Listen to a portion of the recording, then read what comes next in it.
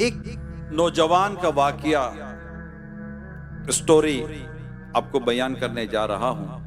ये अपने वालिदैन का इकलौता बेटा था, और जब बेटा इकलौता होता है तो काफी लाड प्यार से उसको पाला जाता है। इसका भी कुछ ऐसा ही मामला हुआ था। इसे भी काफी लाड प्यार से पाला गया। वक्त के साथ साथ वो बड़ा होता चला गया। लाड प्यार की वजह से उसका जो दिमाग था वो खराब होता गया, यानी बिगड़ता चला गया। वो उसके अंदर वालिदैन की लिए को मोहब्बत, शफकत, प्यार और हमदर्दी का जज्बा उसमें था नहीं। माँ बाप के साथ बदतमीजी करता, इनके साथ बदअखलाकी करता, उल्टे सीधे अल्फाज कहकर माँ बाप को तकलीफ पहुंचाता। एक वक्त आया कि वालिद साहब का इंतकाल हो गया, और इसी तरह बाप को तकलीफ देता देता देता रहा। आखिर कभी बाप से इसने माफी ना मांगी, और वालिद साहब एक दिन दुनिया से रुखसत हो गए। अब माँ अकेली रह गई।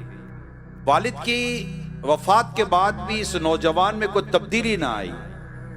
जैसा था वैसा ही रहा, बदतमीज का बदतमीज, बदअखलाक का बदअखलाक, बेबाक था। माँ बाप के साथ तो बदतमीजी करता था, बाप के जाने के बाद अब माँ के साथ भी वो बदतमीजी, बदअखलाकी, तू तड़ा, अबे तबे से बातें करता। दिन ब दिन इसका रवैया खराब से खराब होता चला गया। माँ बहरहाल माँ होती है, इसके अंदर औलाद के लिए बेतहाशा मोहब्बत होती है। औलाद कितनी बिगड़ी हुई हो, माँ अपनी शफकत का और अपनी मोहब्बत का अंदाज बनाए रखती है। बुरे साथियों की दोस्तियों ने इसे मजीद बिगाड़ रहा। घूमना फिरना,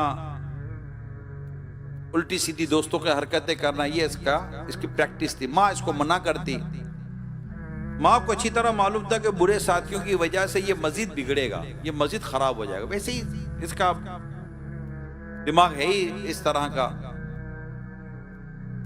माँ के लाख समझाने के बावजूद भी इसके अंदर कोई तब्दीली ना आई, और उल्टा ये माँ पर चढ़ाई कर देता, उल्टा सीधा बोलना शुरू कर देता। एक दिन माँ ने भी इसको खत्ती लिख दिया कि अब भी वक्त है, सुधर जा, मैं तुझे समझा रही हूं, सीधे रास्ते पर चल। अगर तूने अपने आप को ना बदला तो मैं अपने बड़े भाई के कहकर तुझे फिर अदब सिखलाऊंगी, यानी अब मैं तेरी शिकायत करूंगी। इन्वॉल्व करना पड़ेगा किसी ना किसी को तेरे मामले में। अब इस धमकी का भी इसको असर वसर हुआ नहीं, मामू भी क्या बिगाड़ लेगा मेरा। उसने और मजीद उल्टा सीधा बोलना शुरू किया, और मामू के बारे में भी जो मुंह में आया बकवास उसने कर डाली। अब उसकी उम्र बढ़ते बढ़ते 24 साल की हो, अट्टा कट्टा नौजवान, ताकत हाथों में बाजुओं में। कोई मुदाखलत करता तो उस पर बरस पड़ता, तुम होते कौन हो मेरे मामले में बोलने वाले। अभी इन्हीं हरकतों का सिलसिला इसका शुरू था कि माँ इसको मजीद समझाने लगी, उसको तलकीन करने लगी, उसको नसीहतें करने लगी। 24 साल का लड़का किसी काबू में नहीं आ रहा। इस पर बेटे का पारा चढ़ गया, और ये बेटा हुआ अब आपे से बाहर। जूता निकाला और मां को दे मारा। मां ने जूते से बचने की कोशिश की, मगर जूता उसकी कमर पर लगा। मां बैठकर ज़ारो कतार रोने लगी। वो अपनी किस्मत को रो रही थी कि ऐसा बदबख्त बेटा मैंने पैदा किया। वो अपने आप को कोस रही थी। होता है ना कि मेरे अपने आप को याद कर रही है, अपने अमाल याद करेगी कि ऐसा बदबख्त बेटा मेरे यहां पैदा हो गया कि मुझे मेरा बेटा जूतों से मार रहा है। उसको कहीं किसी किस्म की लड़के को कोई नदामत, को अफसोस नाम की कोई चीज नहीं थी। माँ इतनी तकलीफ देती कि अचानक नाफरमान बेटे के लिए मां के मुंह से बद्दुआ निकल गई। बद्दुआ, और वो भी मां की। देती नहीं है ये मां बद्दुआ, यूं देती नहीं है, लेकिन मां के मुंह से निकल गई ना। ये कहते तीर कमान से निकल गया। अब ये नाफरमान बेटा जूता मारने के बाद घर से निकल गया, दोस्तों में चला गया, अपनी करतूतों में गया, हरकतें करने लगा जो दोस्तों में हल्ला गुल्ला करना होता है। थका हारा घर वापस आया, जाकर माँ को पूछता नहीं है, माँ गुस्से में आ गया था, दिमाग खराब हो गया था, तो ये मारा पीटा, माफ कर दे वगैरह होता है ना आदमी हमदर्दी। पता ही नहीं है कि माँ जी रही है मर रही है क्या था। थका हारा घर आता है, अपने कमरे में जाता है, जाकर सो जाता है। पूछा ही नहीं माँ को कि माँ तेरे का साथ क्या हो गया। तो माफी आफी तो बंदा मांगेगा नहीं मांगेगा, कुछ भी नहीं। सुबह माँ जब उठी तो वो तो सोया पड़ा हुआ था, माँ अपने काम में मसरूफ थी। जब इसकी आंख खुली नौजवान की, तो क्या देखता है कि वो जिस हाथ से इसने अपनी मां को जूता मारा था, वो हाथ ही काम नहीं कर रहा, यानी हाथ मफलूज हो गया, हाथ तो फालिज पड़ गया, पैरालाइज हो गया, हाथ कंप्लीटली पैरालाइज हो गया। उसने फौरन दरवाजा बंद किया और चीख चीख कर रोने लगा कि मेरा हाथ मेरा हाथ मेरा हाथ। अब मां उठकर अपने काम में लगी हुई थी। अचानक मां के कानों में आवाज आई कि मेरा बच्चा रो रहा है, चीख रहा है। मां तो मां होती है ना। मां जल्दी से कमरे की तरफ दौड़ी, दरवाजा खोला तो देखा तो बच्चा तो बिल्कुल उल्टा पड़ा हुआ है। 24 साल का नौजवान है, हाथ उसका काम नहीं कर रहा, मुड़ चुका है, फालिज लग गया है, चीख रहा है, रो रहा है, चिल्ला रहा है। अब मां क्या करती है? मां ताना नहीं दे रही, मां ताना नहीं दे रही, देखा कुछ भी नहीं कर रही। ये मां होती है। मां आती है, बेटे को उठाती है, सीने से लगाती है, बेटा रो रहा, मां भी रो रही है। और बच्चा अब कह रहा है कि मां जिस हाथ से तुझे मारा था ना, वो हाथ अब मेरा काम नहीं कर रहा, अब मैं क्या करूं। अब मां बेचैन परेशान, सारी उम्र की तकलीफों को भूलती हुई रब से दुआ करती है, मौला मैंने इसे माफ किया, तू भी माफ कर दे। मगर मेरे प्यारे इस्लामी भाइयों, ये स्टोरी कुछ और है। मैंने वाकया सुनाते सुनाते कह दिया, तीर कमान से निकल चुका था। मां ने अपने रब के हुजूर अर्ज की, मौला माफ कर दे। मगर कहानी यह है, और जिससे यूं कहा जा सकता है कि अल्लाह पाक ने गोया इसके लिए फैसला फरमा दिया कि अब इसका हाथ सही नहीं होना। इसने अपनी मां पर जुल्म किया, इसने मां के साथ ज्यादती की, और आखिरकार इसका लड़के का हाथ फालिज हो गया और जिंदगी भर के लिए मोहताज और माजूर बन गया। अल्लाह अल्लाह अल्लाह। मेरे प्यारे इस्लामी भाइयों, ये बात समझने की कि बंदा अपने मां से कोई या बाप के साथ कोई सा जुल्म, कोई सी ज्यादती कर बैठता है, और अल्लाह पाक को इस कदर वो उसका अमल नापसंद होता है, इतना अल्लाह पाक उस पर मतलब इस मामले में अल्लाह कितनी भी नाफरमानी कर बैठता है कि वो समझे कि वो बहुत बड़ी भूल खा जाता है। आज मेरा बयान आप समझ गए कि क्या है। माँ बाप, अल्लाह पाक हमारे माँ बाप को सलामत रखे। हर औलाद गौर करे कि इसने अपने माँ बाप के साथ क्या किया। उससे हाथ उठाया, उसका हाथ फालिज हो गया। कोई अपनी माँ के आगे जबान चलाता है, कोई अपनी माँ को तेज नजरों से देखता है, कोई अपने बाप को बुरा भला कहता है। अभी पिछले दिनों में लाइव प्रोग्राम कर रहा था, उसमें मेरे इस्लाम भाई बता रहे थे, वो कहीं जुम्मा पढ़ाते थे। तो कहा मैं जुम्मा पढ़ कर बाहर निकला तो मैंने देखा कि एक नौजवान एक बूढ़े आदमी को मार रहा है। मैं भी परेशान हो गया कि ये नौजवान है कौन, एक बूढ़े आदमी को मार रहा है। बाद में पता चले बूढ़ा आदमी इसका बाप था, बाप को पीट। ये कराची की बात कर रहा हूं, गांव देहात, किसी ऐसे इलाके की बात नहीं कर रहा। कराची की बात कर रहा हूं कि बेटा अपने बाप को मार रहा था। और ऐसे मैंने कई वाकयात पढ़े हैं कि बेटा मां के ऊपर जुल्म करता है, मां की जायदाद के पीछे पड़ा हुआ है, मां के माल के पीछे पड़ा हुआ है, मां ज्यादा बोलती है तो वो गुस्सा कर देता है। ऐसे तक वाकये पड़े जिससे गरम स्त्री मां की पीठ पर लगाई है। कैसे लोग हैं, कैसे? जरा सोचे तो सही। कोई मां बाप के लिए कोई रहम, कोई मां बाप के लिए कोई इज्जत, कोई मां बाप की कोई अहमियत है या नहीं है?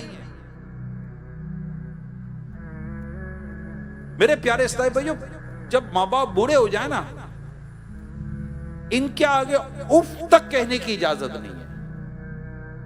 यानी कोई ऐसा जुमला जिससे मां बाप को तकलीफ पहुंचे, क्या है, क्या पीछे पड़ गई है? हमारे यहां तो बीबी, मैं ये कह सकता हूं कि हर तरफ ऐसा माहौल नहीं है कि इज्जत वाला, लेकिन फिर भी हमारी सोसाइटी में, हमारे कल्चर में अभी कुछ ना कुछ माँ बाप के ताल्लुक से कहीं ना कहीं को रिस्पेक्ट वाला माहौल मिलता है। लेकिन अगर आप मुल्क से बाहर वेस्टर्न कंट्री में जाए, you old man, you old women, उठाकर फेंक देते माँ बाप को, उठाकर फेंक देते, चाहिए नहीं माँ बाप। क्या हो गया? माँ बाप ने कभी उठाकर फेंका है आपको? वो पहली खांसी जो हमें बचपन में हुई थी, मां कितनी तड़पी होगी। वो पहला बुखार जब हमें था, बाप कितना बेचैन हुआ था। वो ऑफिस से आते हुए, काम से आते हुए, वो पहला फल जो बाप ने देखा था, उसको बेटा याद आया होगा। आज अपने बेटे के लिए मैं आम लेके जाऊंगा, आज अपने बेटे के लिए सेब लेके जाऊंगा। याद है बाप ने बिठाकर केले के छिलके उतारकर हमको खिलाने की कोशिश की, तो हम भाग गए थे और बाप पीछे भागा था हमें खिलाने के लिए। बाप घुटनों के बल चल चल कर आता था हमारे पास। कभी कोई याद है या नहीं है? भूल गए हो? कभी याद है कि मां ने अंडा बना कर दिया था, कहा था मां मुझे ये अंडा नहीं खाना, मुझे ये अंडा नहीं खाना, तो मां ने कहा बेटा सबर कर, तेरे को दूसरा अंडा बना देती हूं। याद है या नहीं है कोई ऐसी बात? मुझे शरबत नहीं पीना। आज भी इफ्तार के वक्त भी बच्चा जिद करता है, मां 4-4 किस्म के शरबत बना कर देती है। आज की बात करो, आज 24वां रोजा है। आज भी कितने बाप होंगे जो इस बात पर तड़प रहे होंगे कि मेरे बेटों के लिए ईद के लिए पैसे ही नहीं है, ईद के कपड़े दिला दो मैं उनको। आज ऑफिस से लोन मांगता है, जॉब से बोनस मांगता है, रात भर जाकर नौकरी करता है या काम करता है। क्यों? कि अपने बच्चों के लिए कोई एक सूट ले लूंगा, बच्चों के लिए कोई जूते ले लूंगा। अब्बू आप अपने लिए लो, बेटा भी मेरी जिंदगी चली गई, तेरे लिए जीना है। आज की बात कर रहा हूं, आज भी यही हो रहा है। आज भी रात को बैठकर माँ बाप आपस में बात करते होंगे कि ईद है, ईदी में बच्चे को क्या देंगे। बाप बोलेगा सैलरी मिल नहीं रही है या बढ़ नहीं रही है, कुछ तो देना पड़ेगा ना, अपना बेटा है, क्या दोगे बेटे को? चलो कुछ बेचते हैं, कुछ करते हैं, उधार ले लेते हैं। अस्पतालों में जाकर देखो तो ये ऐसे ऐसे बच्चे पड़े हुए, ऐसे ऐसे बच्चे पड़े हुए कि डॉक्टर ने मना कर दिया मां बाप को गोया के, लेकिन बाप है उम्मीद नहीं तोड़ रहा, जाकर कर्जा मांग रहा है कि मुझे मेरे बेटे का इलाज कराना है, मैं भर दूंगा, बोल रहा मैं भर दूंगा। और कई ऐसे बाप इस वक्त अस्पतालों में पड़े हुए होंगे जिनकी औलाद का पता तक नहीं होगा कि हमारे बाप के ऊपर बीत क्या रही है। क्या हाल हो गया हमारा। अपने माँ बाप के साथ इतनी ज्यादती कर रहे हैं, इतनी बेरुखी कर रहे हैं,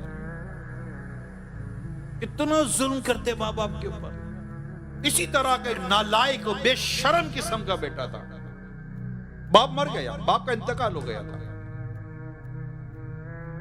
अब बेटा मां को कोसता ही रहता था। बड़ा वाकया है, मैं छोटा कर रहा हूं। बेटा मां को कोसता ही रहता था। मां क्या करे, मां जाए भी किधर, बेचारी अकेली है, एक ही जवान बेटा है, और उसको कोस कोस कोस कोस के मां को आधा बीमार कर दिया। और पता है क्या बोलता था, बुड्ढी ये तो बाप की पेंशन है जो तुझे मिलती है, वरना तुझे मैं अपने साथ रखूं, गाड़ी में ले जाता, बाप की पेंशन लेता और मां के हाथ तक में ना देता और जाकर पेंशन के पैसे उड़ा देता। मां कुछ बोलती तो मां को दो बातें सुनाता। इसी तरह माँ की नाफरमानियां करता करता करता करता माँ को सताता सताता बड़ा हो गया और बड़ा हो गया। एक दिन दोस्तों के साथ बाहर घूमने चला गया पीछे उड़ाने के लिए, माँ को देने के लिए कुछ भी नहीं था इसके पास। जब दोस्त मुल्क घूमकर वापस आया, कार के अंदर कार तेजी से जा रही थी, कार का एक्सीडेंट हो गया। 4 या 5 दोस्त थे, सबसे ज्यादा चोटें इस लड़के को आई। इसको अस्पताल में एडमिट करवाया गया, बहुत कुछ इलाज करवाने की कोशिश की गई, लेकिन पता चला कि लड़का मोहताज और माजूर हो चुका है, माजूर हो गया। और माजूर होके जो पैसे मिलते हैं ना बाद ममालिक के अंदर, माजूर हो जाता है, कोई मोहताज हो जाता है, उसको पैसे मिलते हैं। सजा देखो, जो मां को पैसे के लिए लेके जाता था ना, आज वो दिन आया कि व्हील चेयर पे बैठकर खुद अपनी मोहताजी के पैसे लेने के लिए उसी तरह जाता था। मां को सताने का अंजाम, बाप को सताने का अंजाम। ए मेरे प्यारे इस्लामी भाइयों, अगर माँ बाप जिंदा है ना, इनकी कदर कर लो, इनकी कदर कर लो, इनकी इज्जत कर लो। इनको एक बार ये कहते हैं ना, वाली साहब को लेकर बैठकर एक बार बैठे, अबू बैठे, अबू बैठो, आप अब बोलो बेटा क्या बात, पैसे चाहिए? नहीं अबू आज पैसे नहीं चाहिए। कोई काम है? नहीं अबू कोई काम नहीं। कहीं जाना है? नहीं अबू कहीं नहीं जाना। बेटा खैरियत? क्या बात है? कदमों में बैठे आप बाप के, घुटनों पर हाथ है बाप के मुंह पर एक नजर शफकत की देखो। तो बाप को बोला अबू आज जी कर रहा है, किस चीज का? आपका शुक्रिया अदा कर रहे हैं। अबू जज़ाकल्लाह, अबू thank you, you are great. आपने हमें पाला पोसा बड़ा किया, कितनी तकलीफ उठाई अबू आपने, मैं आपका शुक्रिया। क्या कब्र पे जाके ही बाप का शुक्रिया अदा करोगे यार? जीते जी नहीं कर सकते क्या?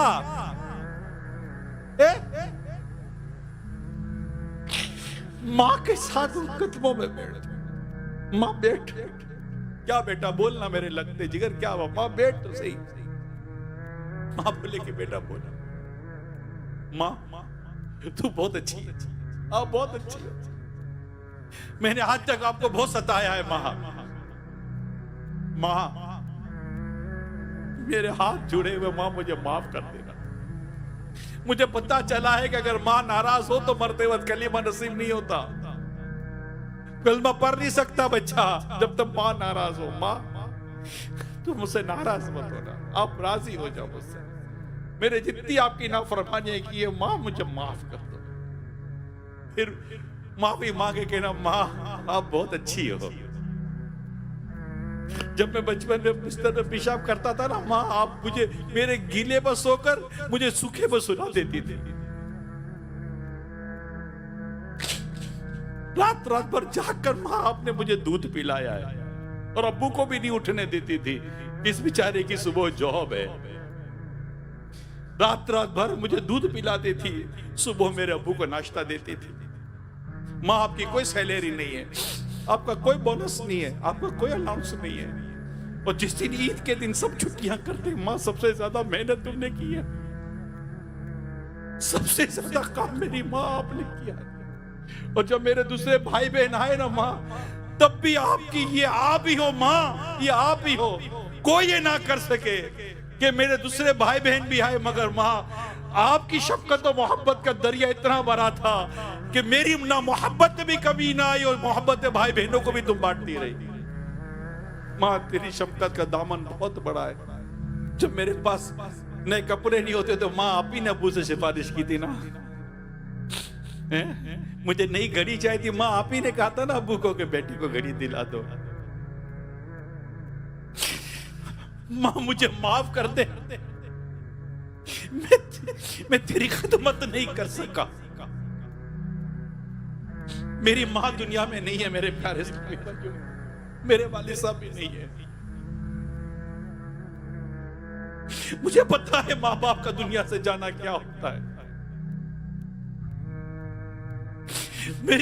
मुझे पालने पोसने वाली मेरी खाला थी, मेरी जिसको मम्मा कहते थे, वो भी नहीं है। मुझे पता है कि ये साया चला जाए तो आदमी कितना बेछत का हो जाता है। जिनके जिंदा है उनकी कदर कर लो, उनकी खिदमत कर लो। इंशाअल्लाह ताला दुनिया में भी करम हो जाएगा, अल्लाह ने चाहा तो आखिरत में भी करम होगा। आज आप सबसे मेरी दरखास्त है मेरे प्यारे इस्लामी भाइयों, जैसे ही बयान खत्म हो ना, जब आप उठे इशाक चाश की नमाज पढ़, जो भी आप उठे, मेरी दरखास्त है आपसे, क्या पता हम फिर उठ सके कि ना उठ सके। सबसे पहला काम आपने ये करना है, मेरी दरखास्त है आपसे। अगर आपके वालिदैन या दोनों में से कोई एक जिंदा है ना, मैसेज कर देना, सिर्फ इतना लिख देना, मुझे माफ कर दीजिए, बस सिर्फ इतना, मुझे माफ कर दीजिए। ये करके सो जाना। हो सकता है जवाब आएगा, खैरियत तो है बेटा, क्या हुआ था। ये फिर भी नहीं कहेगी कि तूने किस किस टाइम पर मेरे साथ क्या क्या बदतमीजी की थी। अब माफी मांगता है, और अगर कह भी देना तो फिर कह देना माफ कर देगा। आज के बाद मेरी वजह से मेरे माँ बाप की आंखों में गम का आंसू नहीं आएगा। मैं अपने माँ बाप को तकलीफ नहीं दूंगा। एक नौजवान के बारे में मैं पढ़ रहा था, ये मौजू ऐसा, ये बड़ा जज्बाती कर देता है। ये मौजू वालिदैन का बड़ा जज्बाती कर देता है। मेरे कानों में आज तक मेरी माँ की आवाज गूंजती है, इमरान आ तो जरा दो बातें करनी है। मैं सही बताता हूं, मुझे मेरी खाला ने पाला था ना। मेरे वालिद साहब को नाश्ते में कुछ चीजें पसंद होती थी तो मैं कभी लेकर जाता था, और जब बैठ कर खाना खाता था मुझे वो वक्त याद है कि मेरे वालिद साहब कितने खुश होते थे कि आज मेरा बेटा मेरे लिए नाश्ता लाया। ये बड़ा जज्बाती मौजू है। तो वो नौजवान था, छोटी मोटी नौकरी करता था, तो जैसे ही उसके हाथ में कुछ पैसे आते ना, आकर टेबल पर रखता था और इसके वालिदैन पैसे उठाते थे। जितने कमा कर लाता था टेबल पर रख देता था।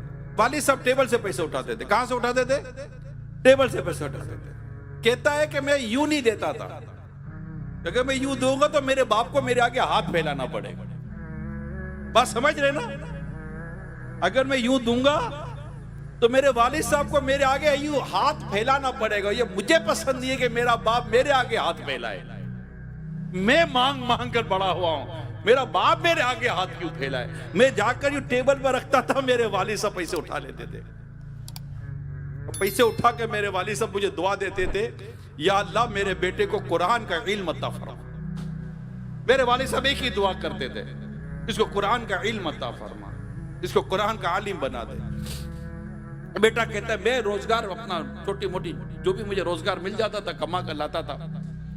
एक दिन रास्ते में मैं जा रहा था तो मेरी मुलाकात एक आलिम साहब से हो गई। वो फतवा दिया करते थे। मुझे देखकर कहा कि नौजवान क्या मसरूफियत है आपकी। मैंने बताया कि छोटा मोटा रोजगार है करता हूं। कहा बेटा आया करो हफ्ते में एक दिन, हमसे कुछ सीख लिया करो।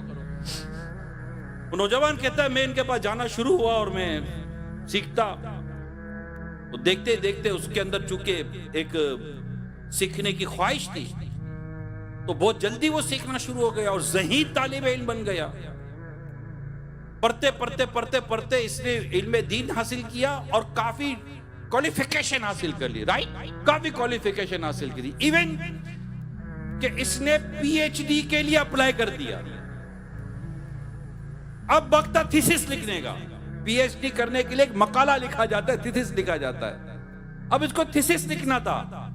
अब ये सोच रहा था कि मैं टॉपिक क्या लूं मकाला लिखने के लिए, थीसिस लिखने के लिए। अचानक उसको अपने बाप की दुआ याद आ गई कि मेरे वालिद साहब दुआ करते थे, या अल्लाह मेरे बेटे को कुरान का इल्म अता फरमा दे। का कुरान पर थीसिस लिखता हूं। इसने कुरान पर मकाला लिखा, कुरान के मुतालिक, और अपना थीसिस जमा करवा दिया।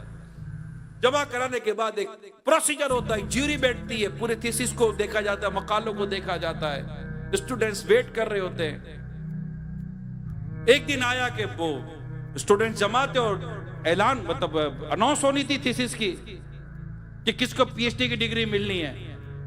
तो जो ज्यूरी आई, यानी जो एग्जाम लेने वाले टीचर आए, यूं समझिए आप, जिन्होंने डिसीजन लेना था, उनमें वो शख्स भी था जिससे इससे पहले इल्म दीन हासिल किया था। वो देखकर हैरान हो गए कि ज्यूरी में ये शामिल है। उसने सारी जब रिपोर्ट्स पढ़ी तो वो फर्स्ट मैन जिससे इन्होंने इल्म दीन सीखा था, वो खड़े होते हैं, नौजवान के कंधे पर हाथ रखते हैं और कहा पहली बार में मैं समझ गया था कि ये नौजवान कुछ बनेगा। और आज ज्यूरी फैसला करती है कि हम इसे इस्लामिक स्कॉलर की पीएचडी, और जो मकाला इन्होंने लिखा, मकाला हमारे यहाँ अप्रूव हो गया है और इसे पीएचडी की डिग्री हम दे रहे हैं। ये सुनते उसने रोना शुरू किया, नौजवान ने। ये सुनते ही उस नौजवान ने रोना शुरू किया। तो जो साथ के लोग थे वो कहने लगे कि बरखुरदार, ये तो खुशी की बात है, हम खुश हो रहे हैं आपके पीएचडी स्कॉलर बनने पर, पीएचडी हासिल करने पर, आप रो रहे हो। कहने लगा रो इसलिए रहा हूं कि आज मुझे मेरे बाप की याद आ गई। क्या खैरियत? तो इसे सारा वाकया सुनाया। कहा बस वे जब भी मेरे वालिद साहब के हाथ में पैसे देता, मेरे वालिद साहब खुश हो जाते थे। बाप खुश होकर मुझे दुआ देता था, और दुआ ये होती थी, या अल्लाह मेरा बेटा कुरान मजीद का आलिम बन जाए। उस्ताद साहब, आज मैं अल्लाह पाक ने मेरे वालिद की दुआ कबूल कर ली और मैंने इस पर मकाला लिखा, और आज मेरे बाप वालिद की दुआ की बरकत है कि आज मुझे इस मौजू पर पीएचडी डिग्री मिली है। वालिद साहब की खिदमत, माँ की खिदमत, माँ की गमख्वारी, माँ की खैर ख्वाही। मैं आपको एक बात बताऊं, हजरत सैयदना अबू मूसा अशअरी रज़ी अल्लाह ताला अन्हु और हजरत सैयदना अबू आमिर रज़ी अल्लाह ताला अन्हु ने रसूल पाक सल्लल्लाहु अलैहि वसल्लम की खिदमत में हाजिर होकर अपने इस्लाम का ऐलान किया, इस्लाम कबूल किया। आपसे बेहद हुई तो आपने उनसे दरियात फरमाया, रसूल पाक सल्लल्लाहु अलैहि वसल्लम, सुनिएगा, तुम्हारे काफिले में एक औरत थी जिसे फुला नाम से पुकारा जाता है, उसका क्या हाल है? तुम्हारे काफिले में एक औरत थी जिसका नाम फुला था, उसका क्या हाल है? उन्होंने अर्ज की, हमने उस खातून को उसके खानदान वालों में छोड़ दिया। प्यारे आका सल्लल्लाहु ताला अलैहि वसल्लम ने इरशाद फरमाया, वाकया यह है कि अल्लाह पाक ने उसकी मगफिरत फरमा दी है। उन्होंने अर्ज की, अल्लाह पाक के रसूल सल्लल्लाहु अलैहि वसल्लम, आखिर किस वजह से उसकी मगफिरत हुई? इरशाद फरमाया, मां के साथ उसने सलूक करने की वजह से। फिर इरशाद फरमाया, अब सुनिए, इसकी मां बहुत बूढ़ी थी, इसकी मां बहुत बूढ़ी थी। एक डराने वाली आवाज आई, इसकी कौम में आवाज आई कि दुश्मन तुम पर हमला कर रहे हैं, हमला करने वाले हैं, आज आज हमला होने वाला है, इसलिए बस्ती छोड़ दे, बस्ती खाली कर दी जाए। चुनाचे वो अपनी बूढ़ी मां को पीठ पर लाद कर निकल पड़ी। जब वो थक कर चूर हो जाती, मां को पीठ पर उठाकर तो अपनी मां को नीचे बिठा देती, फिर अपना पेट मां के पेट से चिपका देती, मां के पैरों तले अपने दोनों पैर रख देती ताकि मां के पांव गर्मी से झुलस ना जाएं। चुनाचे वो औरत अपने इस अमल की वजह से नजात पा गई और अल्लाह पाक ने उसकी बख्शिश फरमा दी। मां की खिदमत आए है, मां की खिदमत। या वो एक वाकया पहले मैंने बयान के याद आ गया कि एक औरत लास्ट फ्लोर पे रहती थी और उस बिल्डिंग में आग लग गई। आग लगी, लोग निकलने लगे, निकलने लगे, निकलने लगे, उतरने लगे, आग बढ़ती चली गई। अब प्रॉब्लम यह था कि उस औरत के घर कमरे में एक बूढ़ी मां थी और उसका दूध पीता बच्चा था। अब या तो ये बूढ़ी मां को उठाए या अपने दूध पीते बच्चे को उठाए। इस तो थोड़ी देर सोचा क्या करो, आग घर में आ रही थी। फौरन फैसला किया और अपनी बूढ़ी मां को कंधे पे लिया और सीढ़ी पर चढ़कर छत पे चढ़ गई। भागी, झटपट भागी, मां को बचाना है, और छत पर जाकर कोने में जाकर बैठ गई। अचानक बेटा याद आ गया। अब उससे फूट फूट के रोना शुरू, फूट फूट के रोना शुरू कि मेरा बेटा तो अब जल कर राख हो गया होगा। रो ही रही थी कि अचानक उसके बेटे के रोने की आवाज आ गई। हुआ क्या था? हुआ यह था कि जैसे ही अपनी बूढ़ी मां को लेकर छत पर भागी, फायर ब्रिगेड का अमला सीढ़ी लगाकर उसके घर की गैलरी तक पहुंच चुका था। वहां यहां अपनी मां को लेकर छत पर भागी और यहां पर फायर ब्रिगेड का आदमी घर में जाकर इसके बच्चे को उठा रहा है। किताब में लिखा है कि इसने अपनी मां को बचाया, अल्लाह पाक ने मां के सदके में इसके बच्चे को बचा लिया। ये है मां बाप, ये है मां बाप। अल्लाह पाक हमें मां बाप का इताअत गुजार और फरमा बरदार बनाए और अल्लाह पाक हमें इनकी खिदमत करने की तौफीक अता फरमाए। और हमें बस अल्लाह पाक कभी ऐसा ना हो कि हमारे माँ बाप हमसे नाराज हो। हमने जिंदगी में बहुत सारी बेअमलियां की होंगी, एक बेअमली माँ बाप के साथ नाफरमानी भी है। अल्लाह पाक हमारे माँ बाप की जो जितनी हमने नाफरमानियां की हैं, हम अल्लाह पाक से भी माफी मांगे और उसके प्यारे हबीब